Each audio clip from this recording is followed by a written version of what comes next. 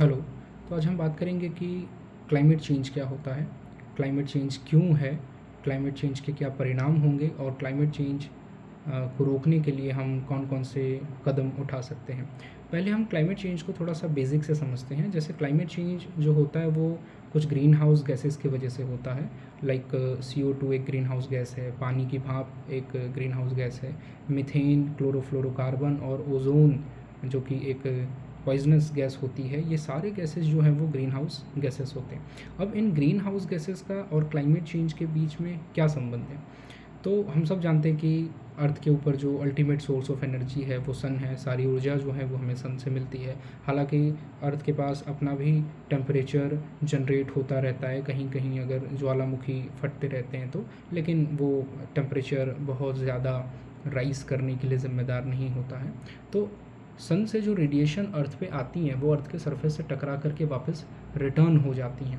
अब ये जो ग्रीन हाउस गैसेस हैं जो हमारे एटमॉस्फेयर में रहते हैं, ये सारे एटमॉस्फेयर में ग्रीन हाउसेस रहने के साथ सन से आने वाली जो रेडिएशंस हैं और वो टकरा करके जब रिटर्न होती हैं तो ये सारे ग्रीन हाउस गैसेस जो हैं उस रेडिएशन को पकड़ के रखते हैं। और पकड़ के रखने की वजह से क्या होता है, सारे मॉलिक्यूल्स, जैसे हम ग्रीन हाउस गैसेस के मॉलिक्यूल कहते हैं, वो सारे मॉलिक्यूल्स इस रेडिएशंस को पकड़ के रखते हैं और पकड़ के रखने की वजह से अर्थ का टेम्परेचर राइज़ होता है। अब हम देखते हैं कि अर्थ का टेम्परेचर राइज़ होने के क्या क्या परिणाम होते हैं। अर्थ का टेम्परेचर अगर राइज़ होगा तो फ्लड जैसी समस्या आएंगी, मेंटल और फिज़िकल डिसीज़ेज़ आएंगी, एग्रीकल्चर का प्रोडक्शन कम होगा। साथ ही एग्रीकल्चर का प्रोडक्शन कम होगा तो शॉर्टेज ऑफ फूड जनरेट होगा। शॉर्टेज ऑफ फूड जनरेट होने की वजह से महंगाई बढ़ेगी। साथ ही पॉवर्टी भी हमें देखने को मिलेगी। उसके बाद हम सब एक नैरो स्केल में जीते हैं, जैसे कि हमारे स्किन का अपना एक पीएच होता है, हमारे बॉडी ऑर्गन्स के अपने एक पीएच होते हैं।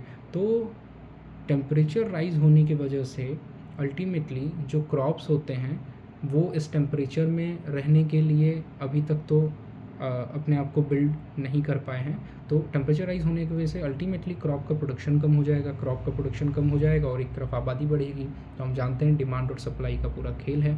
और जैसे ही डिमांड बढ़ेगा और सप्लाई दुनिया में कम होगा वैसे महंगाई हमें देखने को मिलेगी। आज हम जानते हैं कि लगभग दुनिया की 240 से 260 करोड़ आबादी ऐसी है जिसे 2 वक्त का खाना भी ठीक से मिल पाता नहीं है। तकरीबन 200 करोड़ दुनिया की ऐसी पॉपुलेशन है जिनको पीने का साफ़ पानी भी नहीं मिलता। ये आबादी ज़्यादातर अफ्रीका और एशिया के देश में रहती है। साथ ही हम देखेंगे कि एग्रीकल्चर के प्रोडक्शन कम होने की वजह से गरीबी एकदम से बढ़ेगी। उसके बाद जैसे ही टेम्परेचर राइज़ होगा, ग्लेशियर्स मेल्ट हो करके ऐसे टापू जो कि समुद्र के किनारे हैं या समुद्र के बीच हैं उनमें पानी भरना शुरू होगा और वो टापू समुद्र के अंदर विलीन हो जाएंगे। जैसे कि मुंबई, कुछ विशेषज्ञ कह रहे हैं कि मुंबई आने वाले सालों में समुद्र में समा जाने वाला है। ऐसे ही इतिहास में हमने देखा है बहुत सारे शहर, सिटीज़ जो हैं वो समुद्र के अंदर समा गए। कुछ विशेषज्ञों का मानना है कि ये क्लाइमेट चेंज अगर इस तरीके से चलता रहा तो हम 6th मास एक्सटिंक्शन की तरफ बढ़ेंगे। अब ये मास एक्सटिंक्शन क्या होता है। इतिहास में 5 मास एक्सटिंक्शन ऑलरेडी हो चुके हैं, जिसमें से 3 मास एक्सटिंक्शन सिर्फ इस वजह से हुआ क्योंकि इस अर्थ पे क्लाइमेट चेंज हुआ। और मास एक्सटिंक्शन में होता यह है कि लगभग दुनिया की 75 से 99.9% स्पीसीज़ जो हैं वो इंस्टिंक्ट हो जाती है, ख़त्म हो जाती है। तो इतिहास में 5 बार विश्व ने, दुनिया ने, पृथ्वी ने ये झेला है कि 75 to 99.9% स्पीसीज़ हम खो चुके हैं मास एक्सटिंक्शन में। और आने वाला 6th मास एक्सटिंक्शन भी शायद उससे ज़्यादा भयानक हो, ऐसा हम कह सकते हैं। अब हम कुछ पॉइंट्स की बात और करते हैं कि क्लाइमेट चेंज की वजह से लगभग आज दुनिया के 3.6 बिलियन लोग जो हैं वो हाईली सेंसिटिव एरिया में रह रहे हैं। अब ये सेंसिटिव एरिया ऐसा है जहाँ पे आसानी से फ्लड, शॉर्टेज ऑफ फूड, उसके बाद टेम्परेचर राइज़ और अनेक तरीके की मेंटल और फिज़िकल डिसीज़ देखने को हमें मिलेगी, जो कि 2030 और 2050 के बिटवीन इसका आंकड़ा और ज़्यादा बढ़ जाएगा, ऐसा हम कह सकते हैं। लगभग क्लाइमेट चेंज की वजह से सालाना 2.5 लाख एडिशनल डेथ होने वाले हैं पूरी दुनिया में, ये WHO का डेटा है। साथ ही हम देखते हैं कि इन सब के पीछे जो ज़िम्मेदार है वो है ह्यूमन एक्टिविटी, और ह्यूमन एक्टिविटी के साथ साथ हमारी जो डेफिनेशन है डेवलपमेंट की, वो डेफिनेशन भी कई हद तक ज़िम्मेदार है। जैसे आप पूरी दुनिया का जो डेवलपमेंट का डेफिनेशन देखेंगे, उसमें डेफिनेशन ये है कि भाई GDP ग्रोथ। GDP क्या है? GDP कंजप्शन और प्रोडक्शन का एक तरकीब है। अगर ये चीज़ें बढ़ती हैं तो हम कहते हैं कि किसी देश में डेवलपमेंट हो रहा है। तो सारी दिक्कत हमारी विकास की डेफिनेशंस में है। यूरोप की कई सारी ऐसी कंट्रीज़ जो बहुत पढ़ी लिखी हैं, वो ये मानती हैं कि डेवलपमेंट का पैमाना अब GDP नहीं होना चाहिए। डेवलपमेंट का पैमाना ये होना चाहिए कि पर व्यक्ति कार्बन एमिशन कितना किया जा रहा है। अब कार्बन एमिशन क्या होता है? हम सुबह से शाम तक जितनी भी एक्टिविटी करते हैं, जैसे हम सुबह उठते ही टूथपेस्ट का यूज़ करते हैं, ब्रश का यूज़ करते हैं, कपड़े पहनते हैं, गाड़ी चलाते हैं, और ऐसी कोई भी एक्टिविटी, और वो एक्टिविटी हमारे लिए एक मीडियम हो सकती है, एक साधन हो सकती है जिसका यूज़ करके हम डेवलपमेंट करते हैं। हर उस मीडियम को प्रोड्यूस करने के लिए जो भी CO2 का प्रोडक्शन हो रहा है वही कार्बन एमिशन होता है, या जिसे हम कार्बन फुटप्रिंट भी कहते हैं। तो यूरोप के कई सारे ऐसे देश हैं जहाँ पर जो एजुकेशन, पढ़े लिखे लोगों का जो आधार है वो ये माना जाता है कि कौन व्यक्ति कितना कम कार्बन एमिशन करता है। तो हमारी जो GDP की डेफिनेशन है, सबसे पहले तो हमें वो बदलना होगा कि हमारी डेफिनेशंस भी कार्बन फुटप्रिंट से मापी जाए। हमारे यहाँ भी वेल क्वालिफाइड लोग उन्हें माना जाए जो कम से कम कार्बन एमिशन करते हैं। और क्लाइमेट चेंज की एक सबसे बड़ी जो रिस्पॉन्सिबिलिटी होती है वो है हमारी ट्रेडिशनल खेती की। ट्रेडिशनल खेती में क्या होता है कि जब हम पैडी यानी धान का प्रोडक्शन करते हैं तो लगभग उसमें 1.5 या 2 फीट पानी जमा करके रखते हैं।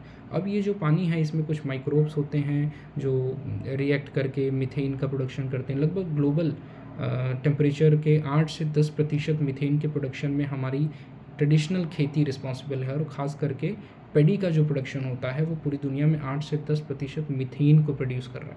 अब ये जो मीथेन है वो कार्बन डाइऑक्साइड से लगभग 80 टाइम्स ज़्यादा ख़तरनाक गैस है। अगर कार्बन डाइऑक्साइड 20% प्रोड्यूस कर रहे हैं हम, और उसका नुकसान 20% के आसपास हमें देखने को मिल रहा है, तो 20% मीथेन का प्रोडक्शन करने से क्लाइमेट चेंज में लगभग 80% का नुकसान हमें देखने को मिलता है। तो मीथेन गैस जो है वो CO2 के कंपैरिजन में बहुत ही ज़्यादा ख़तरनाक है। ऐसे ही नॉनवेज जो हैं, जिसमें हम पशुओं की हत्या करते हैं, और चिकन, मटन या ऐसी बहुत सारी मांस भक्षण की चीज़ें करते हैं, ये मांस भक्षण से भी मीथेन का प्रोडक्शन सबसे ज़्यादा होता है। हालांकि हम जानते भी हैं कि जितने भी जानवर हैं, जैसे गाय, भैंस, बकरी, भेड़, ये सारी चीज़ें जो चिविंग करते हैं, चिविंग करने के साथ इनके स्टमक में कुछ ऐसे बैक्टीरियाज होते हैं जो कि खाने को पचाते समय, खाने को ब्रेक डाउन करते समय कुछ गैस प्रोड्यूस करते हैं। उसी गैस को हम मीथेन कहते हैं, जो कि वो अपने डकार से बाहर निकालते हैं। इस तरीके से नॉन वेजिटेबल जो हैं, साथ ही हमारा फॉरेस्टेशन, खास करके डिफॉरेस्टेशन की जो मैं बात कहूँ तो डिफॉरेस्टेशन भी एक सबसे बड़ी रिस्पॉन्सिबिलिटी है जिसकी वजह से क्लाइमेट चेंज हम देखते हैं। अब साथ ही हम देखते हैं कि ग्लेशियर्स पिघलेंगे, तो ग्लेशियर्स पिघलेंगे तो जितने भी एरिया ग्लेशियर्स के आसपास है वहाँ पे हमें फ्लड देखने को मिलेगा। फ्लड देखने को मिलेगा तो लोग माइग्रेट वहाँ से होंगे। अब हम जानते हैं कि अगर कोई भी रिफ्यूजी, अगर 10-15 हज़ार रिफ्यूजी भी इंडिया में आ जाते हैं तो इंडियन गवर्नमेंट की हालत बड़ी ख़राब हो जाती है। आप सोचिए कि नॉर्थ इंडिया में लगभग भारत की आधी से ज़्यादा आबादी रहती है, और ये आधी से ज़्यादा आबादी अगर फ्लड के कारण माइग्रेट होती हैं तो ये कहाँ रहेंगी, इनके लिए कोई भी अभी सल्यूशन निकाला गया नहीं। आने वाले समय में जो कि ये चीज़ हमें देखने को मिलेगी। क्लाइमेट चेंज से मेंटल हेल्थ को भी बहुत बड़ा इम्पैक्ट होता है, जैसे कि स्ट्रेस, कुछ ख़ास तरीके के ट्रॉमा और एंजाइटी जैसी बीमारियां भी देखने को मिली हैं। अब पूरी दुनिया में क्रॉप प्रोडक्शन अगर कम होगा, तो क्रॉप प्रोडक्शन कम होगा तो जो ऑलरेडी 260 से 280 करोड़ लोग हैं जो कि 2 वक्त का खाना नहीं खा पा रहे हैं, महंगाई होने की वजह से तो वो भुखमरी का शिकार हो जाएंगे। और जो लोग एबल हैं वो लोग महंगाई बढ़ने की वजह से गरीबी रेखा की तरफ जाएंगे, तो दुनिया की एक बड़ी आबादी लगभग गरीब होने जाएगी क्लाइमेट चेंज की वजह से। फिर हम सब जानते हैं कि हमारी बॉडी का, हमारे स्किन का, हमारे बॉडी के ऑर्गन्स का अपना एक पीएच लेवल होता है। तो अगर टेम्परेचर राइज़ होता है तो टेम्परेचर राइज़ होने की वजह से एसिडिक रेन होगा, और एसिडिक रेन होगा तो हम सब एक नैरो स्केल में जीते हैं। अगर वो स्केल क्रॉस करती है तो हमें स्किन, हमारे बॉडी के ऑर्गन और जितने भी समुद्र में रहने वाली स्पीसीज़ हैं उन सब की लाइफ को कहीं ना कहीं डायरेक्ट इनडायरेक्टली ख़तरा है। तो क्लाइमेट चेंज को ऐसे हम बहुत सारे एस्पेक्ट्स में समझ सकते हैं कि अलग अलग तरीके से क्लाइमेट कैसे हमारे लिए काफ़ी ख़तरनाक हो सकता है। अब एक चीज़ जो मैं देखता हूँ कि क्लाइमेट चेंज के नाम पे लोग कुछ पेड़ लगा देना कह देते हैं। मैं आपको एक छोटा सा डेटा देता हूँ कि जो पेड़ होते हैं, जो एक मैच्योर्ड पेड़ होते हैं, वो पूरे साल में तकरीबन 20 से 30 किलो CO2 का कंजप्शन करते हैं। और पेड़ जब भी एनवायरनमेंट से कार्बन डाइऑक्साइड लेते हैं और फोटोसिंथेसिस के थ्रू अपना खाना बनाते हैं, खाना बनाने के बाद वो अपनी बॉडी को डेवलप करते हैं, जैसे कि वो लकड़ियाँ बनाते हैं CO2 को कंज्यूम करके। तो एक पेड़ पूरे साल में 20 से 30 किलो CO2 कंज्यूम करता है, और एक इंसान का बच्चा जब पैदा होता है तो वो पूरे साल में तकरीबन 60,000 किलो कार्बन का प्रोडक्शन करता है। तो ये जो क्लाइमेट चेंज के नाम पे कुछ एक्टिविस्ट आते हैं और वो कहते हैं कि पेड़ लगा लो, पेड़ लगाना सॉल्यूशन नहीं है। पेड़ जो कि 20 से 30 किलो कार्बन का कंजप्शन करता है, वो भी एक सर्टेन टाइम के बाद। हालांकि हम डायरेक्टली पेड़ नहीं लगाते हैं, पौधा लगाते हैं। पौधा जब बढ़ता है और बढ़ते एक सर्टेन एज तक या मैच्योरिटी लेवल तक आ जाता है, उसके बाद वो CO2 का कंजप्शन ऑटोमेटिकली कम कर देता है। जैसे हमारी बॉडी है, हम सब बचपन से बड़े होते हैं, हमारे सेल एसिमुलेशन डिसिमुलेशन होते हैं, उस हिसाब से हम ग्रोथ करते हैं, और एक समय के बाद जैसे हमारा ग्रोथ रुक जाता है वैसे ही पेड़ों का ग्रोथ रुक जाता है, और पेड़ ग्रोथ रुकने के बाद CO2 का कंजप्शन ऑलमोस्ट कम कर देते हैं। तो एक आदमी अपने जीवन में शायद 10-20 हज़ार पेड़ लगाए तो वो अपने कार्बन एमिशन के बराबर कह सकते हैं कि सामने ऑक्सीजन प्रोड्यूस करवा सकता है पेड़ से। हालांकि ये प्रैक्टिकली बहुत इरेलीवेंट चीज़ लगती है। पेड़ लगाना क्लाइमेट चेंज का सल्यूशन नहीं है। साथ ही हम आजकल देखते हैं कि पूरी दुनिया की गवर्नमेंट इलेक्ट्रिक व्हीकल्स की तरफ दौड़ रही हैं। अब ये जो इलेक्ट्रिक व्हीकल है, एक इलेक्ट्रिक व्हीकल को बनाने के लिए तकरीबन 4 टन के आसपास पानी का यूज़ होता है, या 4 टन के आसपास कह लो कि CO2 जो है वो प्रोड्यूस किया जाता है। अब एक कार बनाने में 4 टन CO2 प्रोड्यूस हो रहा है। हम सब जानते हैं कि नॉन रिन्यूएबल एनर्जी जो होती हैं, जैसे कि कोल और फॉसिल फ्यूल के कंपैरिजन में ठीक है कि EV जो व्हीकल्स हैं वो 30% CO2 का प्रोडक्शन कम करती हैं, लेकिन उस बैटरी वाली कार को बनाने के लिए सामने 4 टन CO2 का प्रोडक्शन भी तो हो रहा है, कार्बन एमिशन भी तो 4 टन हो रहा है। हम एक एवरेज डेटा अगर निकालें तो इंडिया का एक एवरेज व्यक्ति लगभग 1.5 से 2 टन कार्बन एमिशन करता है सालाना, और अमेरिका का एक व्यक्ति 14 टन कार्बन एमिशन कर रहा है। तो कहीं ना कहीं हम, हमारी जो डेफिनेशन है डेवलपमेंट की, हमारी जो भोग विलास और कंजप्शन की जो भूख है, ये भूख ही एकमात्र कारण है जिस वजह से हमें क्लाइमेट चेंज देखने को मिल रहा है। ऐसे कई एस्पेक्ट्स में हम बात कर सकते हैं, जैसे कि अफ्रीका और इंडिया के कुछ ऐसे बहुत सारे देश हैं जहाँ पर एग्रीकल्चर में लगभग पैडी और वीट की अगर मैं बात करूँ, राइस और गेहूं की अगर मैं बात करूँ, तो लगभग एशिया और अफ्रीका के देशों में 15 से 20% प्रोडक्शन इनमें कम हो चुका है ड्यू टू क्लाइमेट चेंज।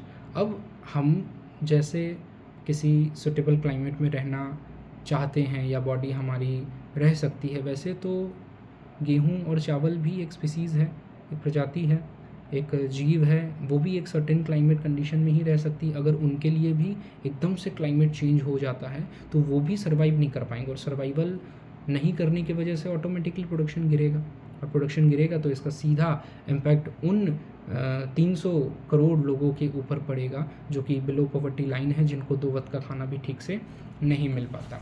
तो ये सारी कुछ दिक्कतें हैं जिसकी वजह से हम कह सकते हैं कि क्लाइमेट चेंज हमारे लिए बहुत ही ज़्यादा ख़तरनाक है और इसके लिए सबसे बड़ा ज़िम्मेदार सिर्फ़ और सिर्फ ह्यूमन एक्टिविटी है। जैसा कि कोल निकालने के लिए हमने छत्तीसगढ़ के हसदेव जंगल की हाल देखी, अमेज़न के जो जंगल हैं उन्हें कैसे जलाया जा रहा है हमने देखा, अमेरिका में रिसेंटली अभी आग लगी, हमने वो भी न्यूज़ देखा। दुनिया भर में टेम्परेचर राइज़ होने की वजह से forest fire, earthquake, tsunami, mental disease, भूखमरी, शॉर्टेज ऑफ वाटर, उसके बाद टेम्परेचर के कारण जैसे कि मैंने बताया 2.5 लाख एडिशनल डेथ हर साल होने वाले हैं और हो रहे हैं। ये सारी समस्याएं अल्टीमेटली हो रही हैं क्लाइमेट चेंज की वजह से। अगर ठीक समय पे हमने क्लाइमेट चेंज को नहीं रोका तो हम बिल्कुल 6th मास एक्सटिंक्शन की तरफ बढ़ेंगे और क्लाइमेट चेंज की वजह से लगभग दुनिया की मोर देन 90% स्पीसीज़ का खात्मा बिल्कुल नक्की है। ये हमारी लोभ और लालच ही है। लगभग हमने पिछले 40 साल में दुनिया की 70% स्पीसीज़ को ख़त्म कर दिया है। ऐसी बहुत सी चिड़िया हैं, बहुत से ऐसे पशु हैं, जानवर हैं जो कि अब जंगलों में हमें बिल्कुल दिखाई नहीं देते। ये हमारी लालच ही है, डिफ़ॉरेस्टेशन ही है जिसकी वजह से हम देख रहे हैं कि एनिमल्स का घर उजाड़ा जा रहा है। एनिमल्स का घर उजाड़ने की वजह से इकोसिस्टम कहीं न कहीं डायरेक्ट इनडायरेक्टली इसका इफ़ेक्ट होगा। तो जनरली इंसानों की ये प्रॉब्लम है कि हम अपने आप को 30 मार खा समझते हैं, लेकिन ये जो इकोसिस्टम का चेन एक बार बिगड़ा तो ये चेन को वापस सुधारना काफ़ी मुश्किल है। कुछ एक्सपर्ट्स तो ये कह भी रहे हैं कि अब क्लाइमेट चेंज में फीडबैक साइकिल शुरू हो चुकी है। फीडबैक साइकिल जनरली एक ऐसा कंसेप्ट है जिसमें किसी क्लाइमेट चेंज को रोकना अब लगभग पॉसिबल नहीं होता। ये ठीक वैसा ही है जैसे एक मिसाइल छूट गई हो और उस मिसाइल को रोकना काफ़ी प्रॉब्लमेटिक हो। ऐसे ही क्लाइमेट चेंज का फीडबैक साइकिल शुरू हो चुका है। ये साइकिल अब रोकना काफ़ी मुश्किल है। बस दुनिया के देश आपस में मिलते हैं, कभी कभार मीटिंग्स होती हैं, उस मीटिंग पे कुछ पॉलिसीज़ बनाई जाती हैं और पॉलिसीज़ के अकॉर्डिंग काम तो खैर कभी इम्प्लीमेंट होता ही नहीं है। कंजप्शन तो अभी भी है और हमारे यहाँ जो सक्सेस का डेफिनेशन है, सबसे ख़तरनाक और बुरी चीज़ तो वही है कि जो जितना ज़्यादा भोग विलास कर ले, जो जितना ज़्यादा कंजप्शन कर ले,